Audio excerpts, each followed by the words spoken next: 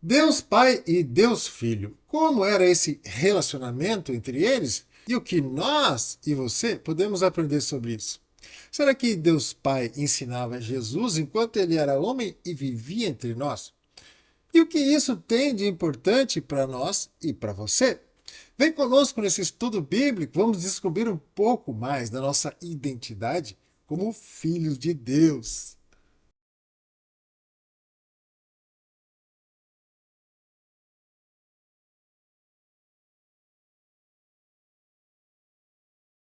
Olá, seja bem-vindo, seja bem-vinda ao podcast. Palavra prática. Nós estamos mais uma vez aqui estudando a Bíblia, a palavra de Deus. Nós estamos estudando o Evangelho de João, estamos no capítulo 5. Hoje vamos estudar os versículos 18 a 20. O Filho e o Pai. Nesses poucos versículos que nós vamos estudar hoje, nós temos uma lição preciosa do relacionamento entre Deus Pai e Deus Filho, e isso com certeza é uma inspiração para o nosso relacionamento familiar. Também vamos descobrir um amor que é protetor. E eu tenho uma história pessoal para te contar que vai mostrar o quanto Deus te ama. Esse amor é de um pai que deseja que você cresça e amadureça. Você sabia? E você também vai perceber que Deus, em tudo que ele faz, é intencional. Em tudo. Prepare-se para se surpreender, ok? É o que nós vamos descobrir no estudo de hoje. Deixa eu te falar, nesses nossos estudos a gente está buscando ensinamentos para colocar em prática no dia a dia e também queremos aprender o máximo sobre o nosso Mestre Jesus. Então, se você não se inscreveu ainda, se inscreva aqui no canal, ative o sininho, as notificações para que o YouTube avise você quando a gente postar novos conteúdos, ok? Bem, vamos ao estudo de hoje. Antes de qualquer coisa, nós temos que orar. Isso mesmo. Então, se você quiser, curve sua cabeça e vamos orar. Senhor, nosso Deus e Pai, nós pedimos que o Senhor nos dê sabedoria espiritual e revelação para que nós cresçamos no conhecimento de quem o Senhor é e de quem Jesus Cristo é. E por isso nos reunimos em seu nome. Também pedimos, Espírito Santo, que nos transforme pela renovação do nosso entendimento, para que possamos experimentar a boa, agradável e perfeita vontade de Deus para as nossas vidas. Nós oramos e agradecemos em nome de Jesus. Amém. Amém. Amém? Vamos ao texto então? Assim, os líderes judeus se empenharam ainda mais em encontrar um modo de matá-lo, pois ele não apenas violava o sábado, mas afirmava que Deus era seu pai e, portanto, se igualava a Deus. Jesus respondeu: Eu lhes digo a verdade. O filho não pode fazer coisa alguma por sua própria conta. Ele faz apenas o que vê o pai fazer. Aquilo que o pai faz, o filho também faz. Esse texto maravilhoso tem muitos ensinamentos, principalmente no versículo 19, e nós temos que olhar algumas palavras no original grego. Então vamos começar com a palavra filho. Filho é huios, um descendente, alguém de posteridade de outro, usado para descrever alguém que depende de outro, ou que é seu seguidor, um aluno, o filho de Deus. É usado para descrever Adão e também aqueles que nasceram outra vez, os anjos e até Jesus Cristo, aqueles que Deus estima como filhos que ele ama, protege e beneficia acima dos outros. No Antigo Testamento era usado para os judeus e no Novo Testamento é usado para os cristãos.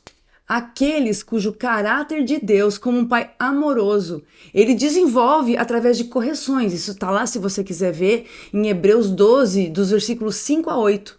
Aqueles que reconhecem a Deus como seu pai, aqueles que no caráter e na vida se parecem com Deus, que são governados pelo Espírito de Deus, que repousam a mesma tranquila e alegre confiança em Deus como filhos que depositam em seus pais. Isso está lá em Romanos 8,14 e Gálatas 3,26. Nós vamos ver nesses versículos agora. Isso. E no futuro, na bem-aventurança da vida eterna, vestirão publicamente essa dignidade da glória dos filhos de Deus. Vejamos alguns textos que vão confirmar e esclarecer um pouco mais o que falamos agora.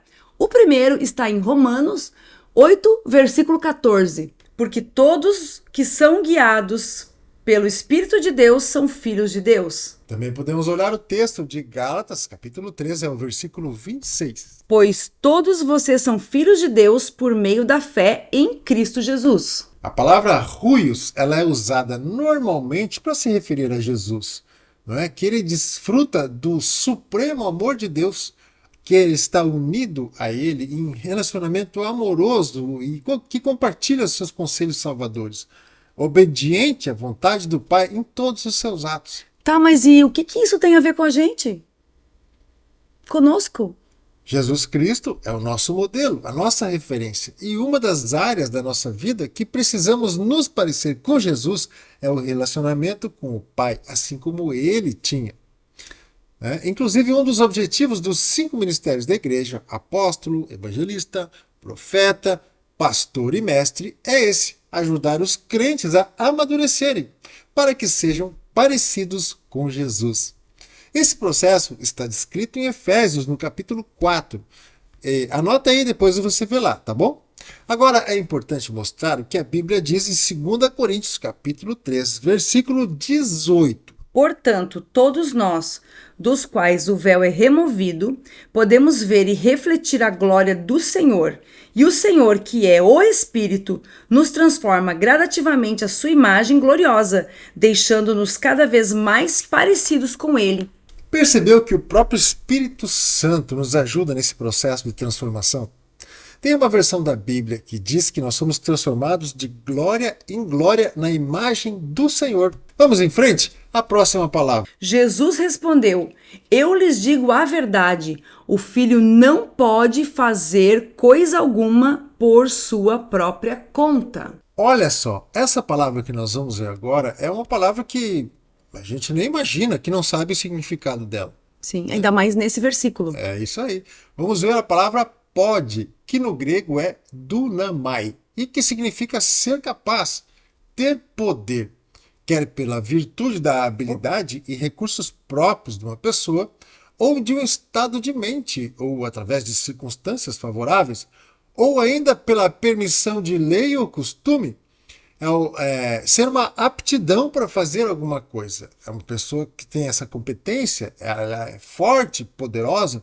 Então o que Jesus estava dizendo nesse texto é que mesmo se o Filho de Deus tiver virtudes, se for apto e tiver condições de fazer alguma coisa, ele não pode fazer nada por conta própria.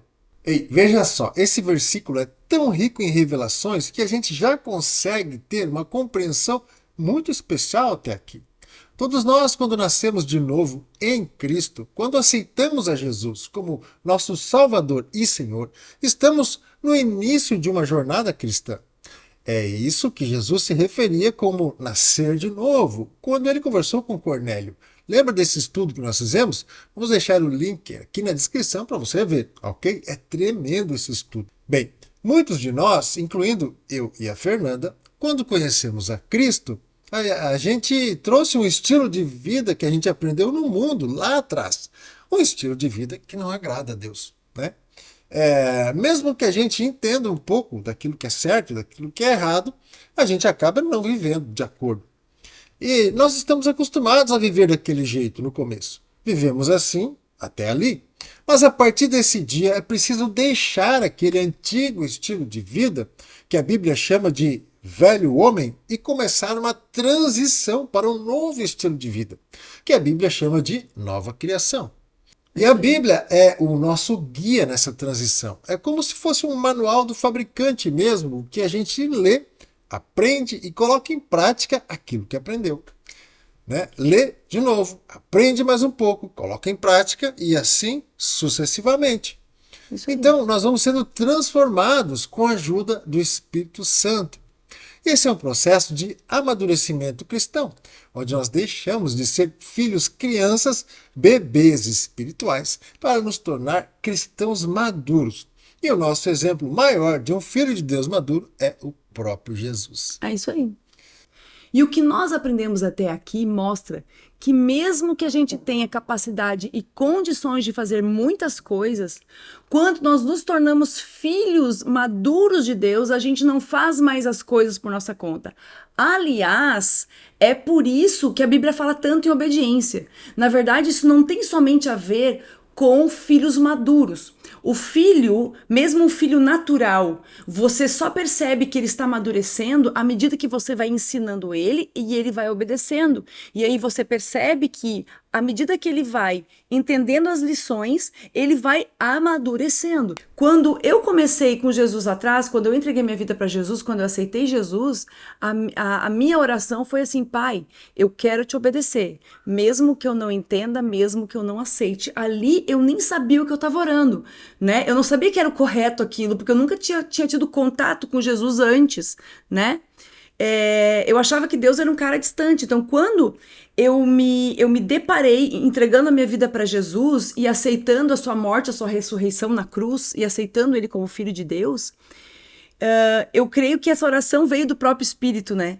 Então, aqui depois, quando a gente vai ler, a gente vê muito assim, ó, não faça isso, não faça aquilo, não faça aquele outro, é simplesmente o nosso Pai Celestial nos ensinando, desde bebês espirituais, para que, através da nossa obediência, a gente possa crescer espiritualmente. Então, ele vai liberando as revelações, ele vai liberando o entendimento e o conhecimento e os dons, inclusive, à medida que a gente vai lendo e obedecendo. É uma coisa muito simples, né?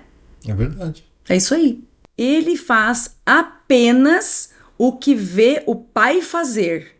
Aquilo que o pai faz, o filho também faz. A palavra ver no grego é blepó, e aqui tem um significado que vai além de ver com os olhos fisicamente. Significa discernir mentalmente. Olha discernimento, né?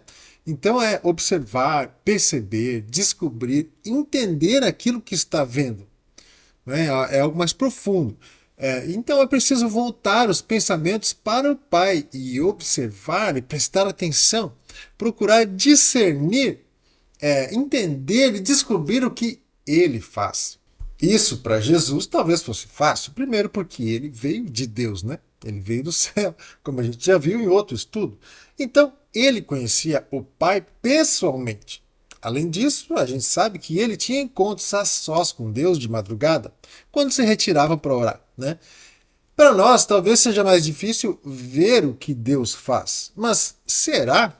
Na verdade, para nós está bem mais fácil do que para os primeiros cristãos do início da igreja. Sabe por quê? Porque nós temos a Bíblia. A Bíblia é o primeiro lugar onde nós podemos ver o agir de Deus. Na Bíblia nós podemos conhecer quem Deus é, o que ele fez, o que ele faz e o que ainda fará. Tudo isso está na Bíblia. Então a primeira coisa que você pode fazer para saber o que Deus faz é ler a sua Bíblia. E quando você souber dessas coisas, ficará muito mais fácil agir de acordo com a vontade de Deus. E para você ter certeza de que é exatamente isso que Deus quer para a sua vida, vamos olhar o próximo versículo. Pois o pai ama o filho e lhe mostra tudo o que faz. Na verdade, o pai lhe mostrará obras ainda maiores que estas, para que vocês fiquem admirados. Viu só? O pai ama tanto a você que ele mostra aquilo que ele faz. E essa palavra ama, que a gente leu, tem um significado muito especial. Vamos ver? A palavra ama no grego é philéu e significa tratar carinhosamente e cuidadosamente, mostrar sinais de amor na prática. Então veja só como é grande o amor de Deus por você.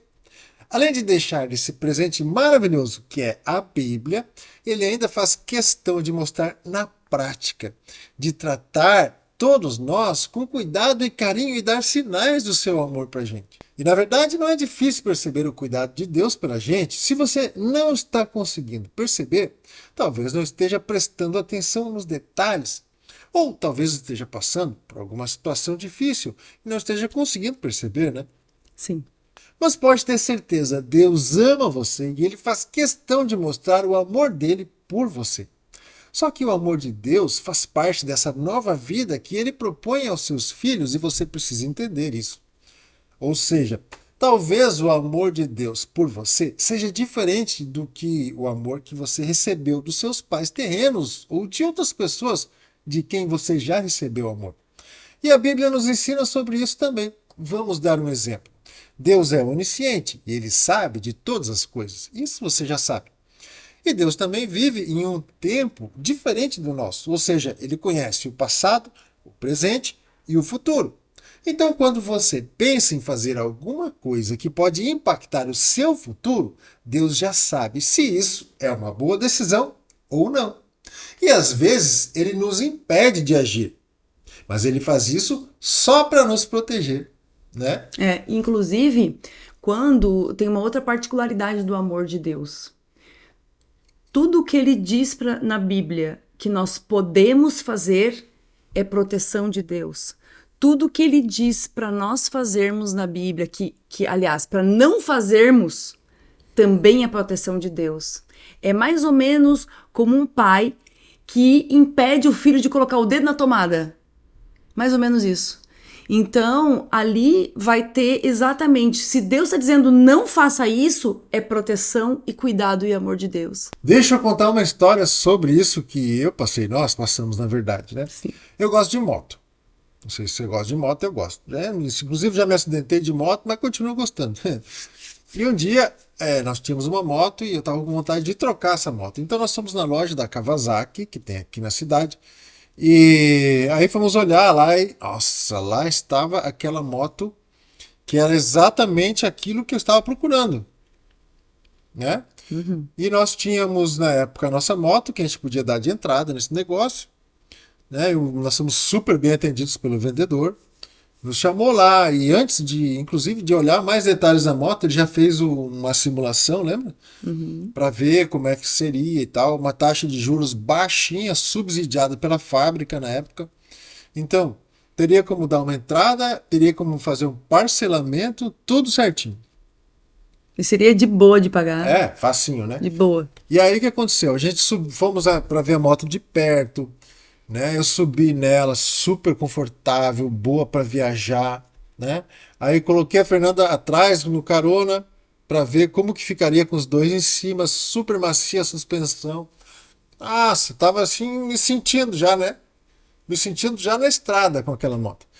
Daqui a pouco eu só escutei no meu ouvido aqui, ó, o Espírito Santo falando assim: não faz negócio, filho. Eu digo, eu só pensei comigo assim, sério? Sim, não faz. Na hora eu murchei as orelhas, né? Igual um cachorrinho. Assim. Oh. Sabe quando dá pra ver a tromba de elefante crescendo? Eu vi a tromba do elefante crescendo assim, ó. Saiu da loja assim. O vendedor todo animado, né? Esperando pra mim ir lá. E a gente também, né? Eu já saí da moto já sabendo que eu não ia fechar negócio. Né? Então eu sentei com ele e tal, então, vamos pensar, vamos ver e tal, não sei o que, tal. Fomos embora, né? E fiquei um pouco decepcionado, claro, né? Não sabia por quê, porque Deus não me disse por quê que não era para fazer negócio. Mas deu alguns dias depois. Isso foi fevereiro de 2020. Alguns dias depois. Explodiu no mundo inteiro uma pandemia global e parou todo o planeta, inclusive a nossa empresa. Se tivesse fechado o negócio, teria uma dívida para pagar. Uma moto parada em casa, uma dívida para pagar e não teria nem como pagar essa prestação dessa moto.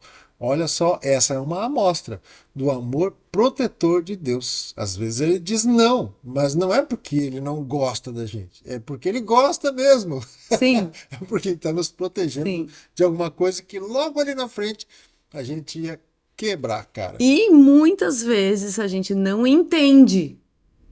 Por isso que a gente fica com beiço, por isso que a gente faz beiço. Como qualquer criança. Né? Normal, né? Quando o pai diz não, qual criança que não fica com beiço? Exatamente. Mas como a gente está contando para vocês isso, a gente aprendeu isso na prática. Ninguém nos ensinou. Nós aprendemos isso na prática e estamos entregando isso para vocês, para dizerem assim, gente, seguinte, Deus ama vocês. Verdade. Então, Fiquem tranquilos quando Deus diz não, agradeçam, porque nisso que ele está dizendo não, ele está te protegendo de algo ali na frente que só ele sabe, só ele tem noção, porque ele conhece o nosso futuro e nós não. Talvez na hora você não saiba do porquê disso, mas logo adiante você vai entender e você vai agradecer a Deus. Com certeza. Então essa foi uma história real de Deus protegendo um filho seu de problemas que aconteceriam no futuro. Então, se Deus entender que é preciso dizer não para você, pode saber que ele vai fazer isso também. Mas ele cuida de nós de muitas maneiras diferentes, né? Talvez a maioria delas a gente nem perceba. Vamos voltar ao texto? Pois o pai ama o filho e lhe mostra tudo o que faz. A palavra que vamos estudar agora, que complementa e confirma o amor do pai por nós, é mostra, que no grego é deiknumi, que sim significa mostrar, expor aos olhos, mas também significa metaforicamente provar alguma coisa e também mostrar por palavras, ensinar. Então, o que podemos entender dessas palavras é que uma forma de o pai demonstrar amor pelo filho é mostrando o que ele faz e também ensinando o que o filho deve fazer. E trazendo para a nossa vida prática com os nossos filhos, não é a mesma coisa? A gente pode até falar, mas eles acabam aprendendo mesmo com o que a gente faz, né? Isso aí. Agora veja só o que Jesus disse aos líderes judeus sobre o que o Pai lhes mostraria. Na verdade, o pai lhe mostrará obras ainda maiores que essas, para que vocês fiquem admirados. Uau! Obras ainda maiores que estas. Quando Jesus afirmou isso, ele se referia à cura do homem enfermo no tanque de Betesda, certo? Nós vimos essa história incrível em um vídeo anterior. Nós vamos colocar aqui na descrição para você o link, tá? Se você conhecer a Bíblia, sabe que essa afirmação de Jesus foi mesmo verdadeira, porque ele realizou muitos outros milagres, inclusive ressuscitou mortos. E é interessante o que Jesus disse sobre o motivo dessas obras ainda maiores que ele faria. Era para que os líderes judeus ficassem admirados. Bem, talvez ele tivesse dito isso para aumentar ainda mais a expectativa deles, né? Isso a gente não sabe. Mas o que sabemos é que tudo o que Jesus fez durante o seu ministério aqui na Terra foi intencional. Tudo tinha uma razão, tudo tinha um motivo e um propósito. Até a presença dele em nosso meio tinha um propósito. E esse propósito nós vamos estudar no próximo vídeo, tudo bem? Então, se você ainda não se inscreveu, faça isso e ative o sininho para receber as notificações dos próximos vídeos. E se esse estudo aqui foi importante para você, curta, deixe seu comentário e compartilhe com quem você ama, para que você seja um canal de bênção na vida dos outros. Meu irmão, minha irmã, que Deus te abençoe e toda a sua família, em nome de Jesus. Um grande abraço e até o próximo vídeo. Tchau! Tchau!